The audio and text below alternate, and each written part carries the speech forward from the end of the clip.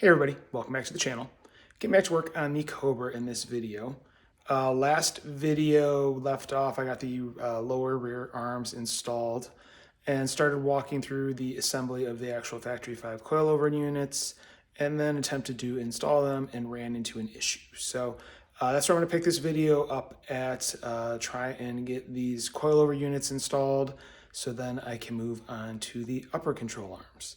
So that being said, I'm gonna go ahead and get the camera turned around and get back to work.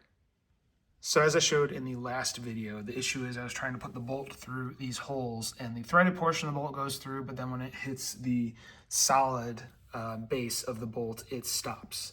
So all I'm thinking it is there's just some powder coat in the holes from when the frame was powder coated, and that's just making it ever so slightly too tight. You know, the other problem is you can't really hammer a bolt in there because you've got the spring perch right there. So it's just a very tight area to try and access with the body and all the aluminum paneling in place. So what my plan is to grab a Dremel with a little sanding disc on it, try and get in there and just clean up that hole a little bit. Hopefully that'll open it enough where I can get the bolt to go through. So I'm gonna go ahead, grab a Dremel and see if that'll do the job. All right, looks like we have a winner here. What I ended up doing is all I really could do to get in there was a tight space is I have this 90-degree Milwaukee adapter with these stubby bits that are a hex flange to fit into the adapter.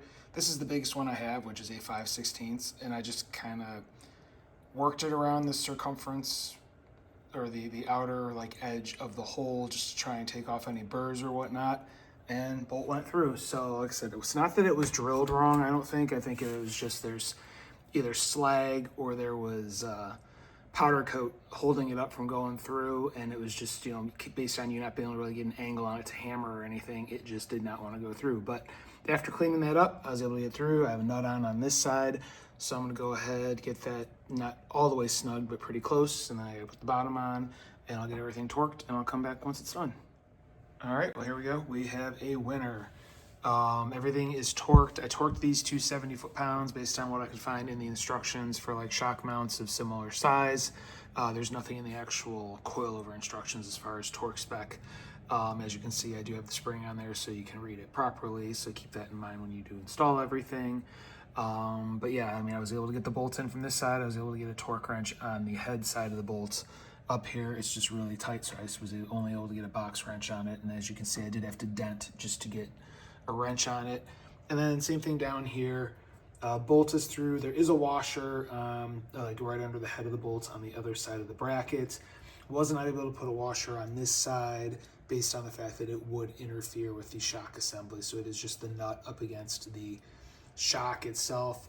You could, if you wanted to, probably get like some 1/2-inch sleeving and make yourself like a 1/4-inch thick spacer or something like that.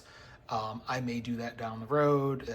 If I go to the hardware store, I might pick that up and just throw it on there kind of as an afterthought. But I mean, looking at where the nut is in comparison to the shock body and the welds, it shouldn't really interfere with any pivoting of the shock assembly. But you know, maybe better to be safe than sorry. So I'll kind of keep that in mind if I do go to the hardware store, look and see if they have some 1/2-inch sleeving that I can go ahead and cut down and do like little 1/4-inch sleeves for each side. But anyway, I'm gonna go ahead and head over to the other side of the vehicle and see if I can start getting that side done. All right, just a quick update over on the passenger side. As you can see, the shock is removed. I did have to drill out that hole like I did on the other side a little bit to get the 1/2-inch bolt through, so that's through and in place. And then I also pre-fit the bolts up here. I did have to open everything up like I did on the other side as well, and also hammered up the floor just a little bit for access. So that is all ready to go. I have the shock assembled. I can't remember if I mentioned it in the previous video with the assembly of these. Make sure you do tighten or check the jam nut that goes under this top where the threaded rod threads onto it. Make sure that's tight. And then when you do put the C-clip in, make sure that clip, the opening of the clip is opposite the opening of this to make sure nothing pops apart, and make sure you slide your bump stop back up into here. So we're good to go. This is ready to be installed. So I'm gonna go ahead and get it on the car. All right, and there it is. Passenger side is installed, same as the driver side. Everything is torqued to 70 foot-pounds on the two shock bolts. So next I am going to move on to the upper control arms. All right, next day, and I'm gonna go ahead and get to work on the uppers. Reading through the instructions from Steeda, and the recommendation is to do one side at a time just to keep everything in alignment. If you do them both at the same time, it's going to screw up the angle of the pinion of the differential housing, and then you're going to have a hell of a time trying to get things back together. So I'm going to go ahead and start removing the driver's side, get that out of the way, and then I have to drill out the rubber bushing that is in the housing. I believe you use a 3/8" drill bit, kind of drill it through, and then just kind of let the bit walk around to try and remove the old rubber bushing. You want to leave the sleeve in place. You do not want to remove or damage the existing sleeve because that is needed for the new polyurethane bushing that's going to go in. So that being said, I'm going to go ahead, grab some wrenches, and get this old arm removed. So next problem on this project, this bolt on the top of the housing, easy to get to both sides, so no problem there. The other side, on the other hand, this side of the bolt here, there's a cross member, so you cannot get a bolt in from this side, so it was installed from the other side. Problem is, if you have the body panel in place here for the back of the interior cabin, you can't get the bolt out, so you can't get the arm out. It is stuck in there. So you're probably going to have to, like you can see, I've already got a couple of dents in this from trying to clearance it. Probably going to have to beat this towards the back of the seat a little bit to get this bolt out. So be prepared if you're doing any suspension work on an already built Factory 5 Cobra. This is going to suck. Just warning you. So I'm going to get back to work and try and get this bolt out so I can remove this arm. All right, as you can see, it is out. It definitely took a little massaging of the rear firewall to get it out, but I was able to get the bolt free. So I think part of the problem is these factory bolts have flanges on them, so it makes the head of the bolt wider, so you have even less room. The replacement bolts I got are just hex heads, so hopefully I will have a little bit easier time getting the new one installed. We will see. All right, so next up is removing that bushing that is pressed into the top of the rear axle housing. Per the instructions, 3/8 drill bits, just drill the rubber out and just kind of work your way around. Let the drill kind of walk itself as it goes around. So I'm gonna go ahead and mess around with this and see if I can get this bushing removed. Remember, you do not want to damage the inner sleeve that bushing is pressed into. You just want to get the rubber out. And there you go, easy peasy. I basically started, like it said, drilled a hole through and just kind of was working the drill bit back and forth.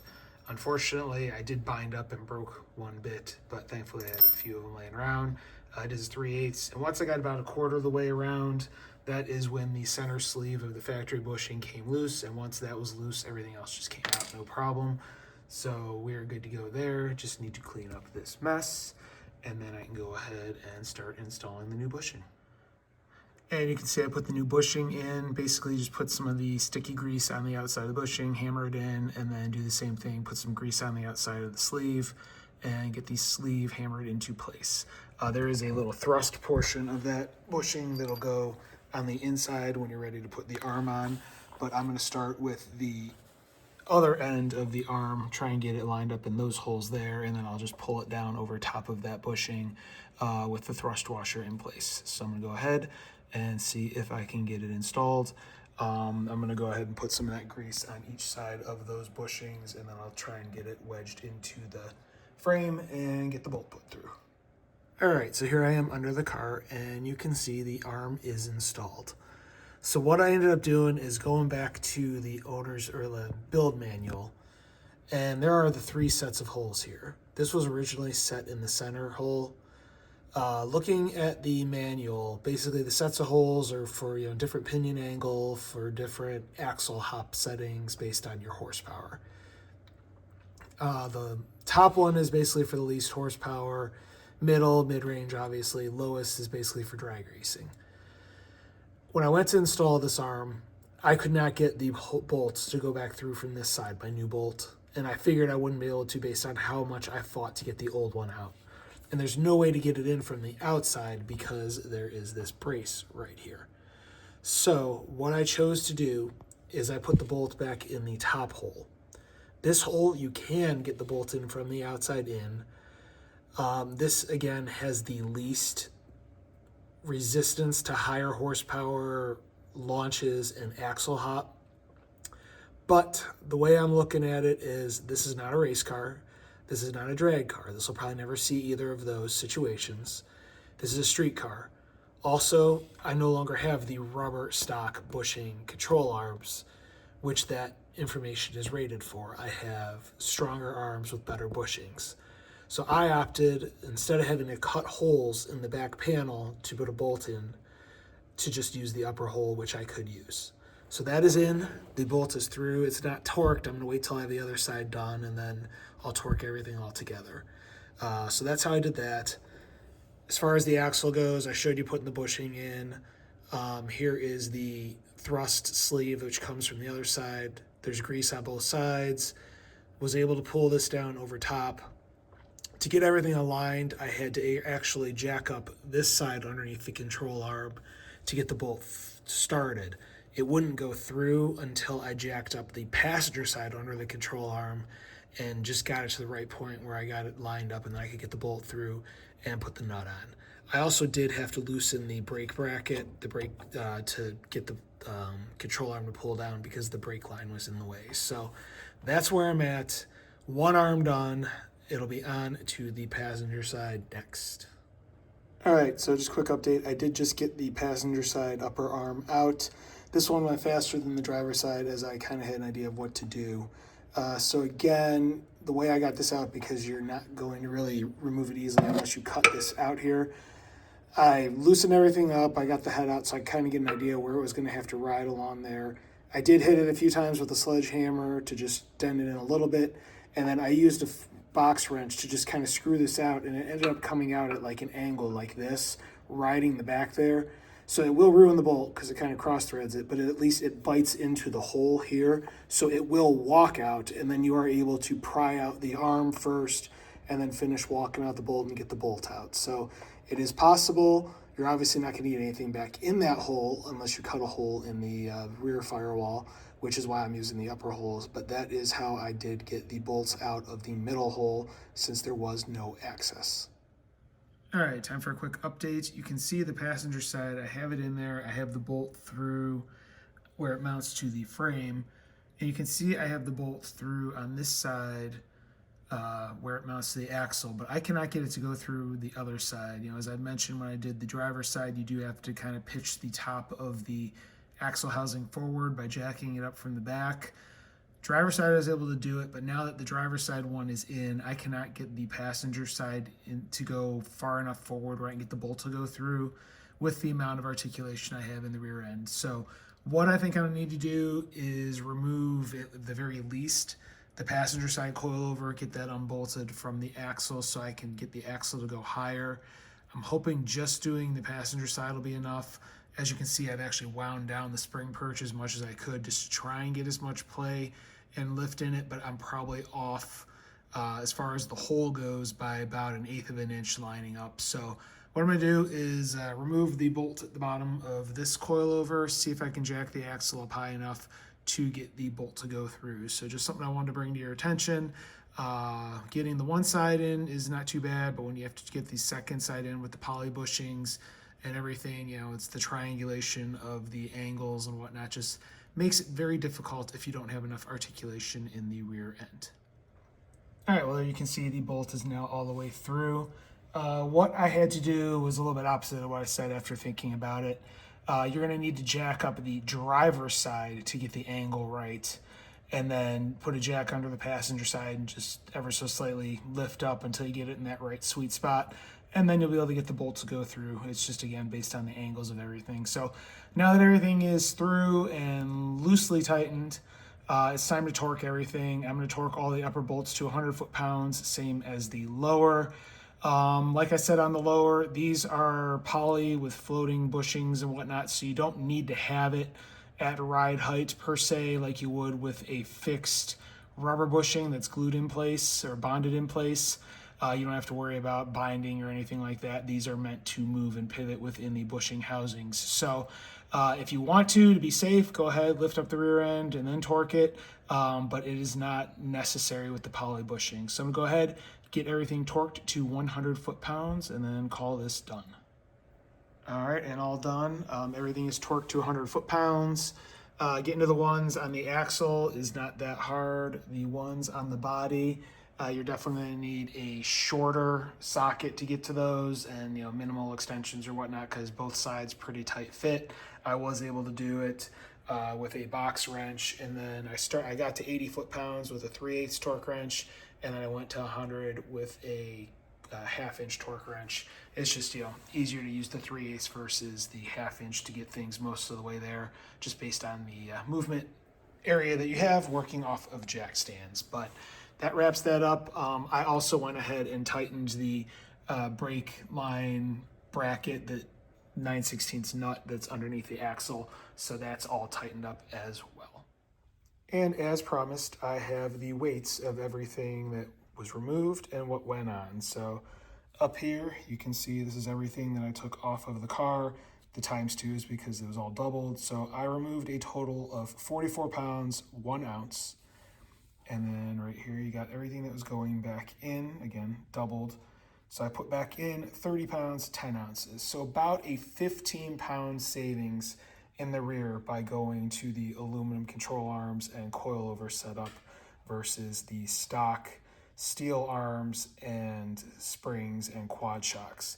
You can see the difference just in the weights of the arms. The lower arms, the aluminum ones were like 5 pounds each, whereas the stock were about 7 pounds each. The uppers stock were about 3 pounds.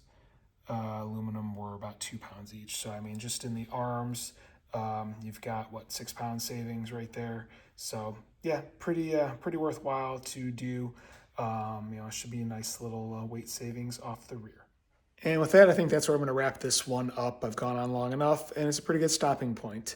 Not quite done in the rear end. I still need to get the calipers swapped around, get the spacers on the coilover lowers that I'd mentioned in the previous video, so the nut's not right up against the coilover pivot, the spherical joint. And a few other things, but then, the rear end on the car will be done. So I'll pick up with that shortly, next video.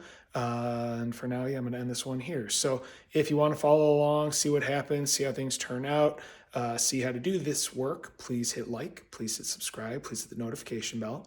Definitely appreciate it if you are a subscriber. If you have any questions or comments, leave them in the comment section below.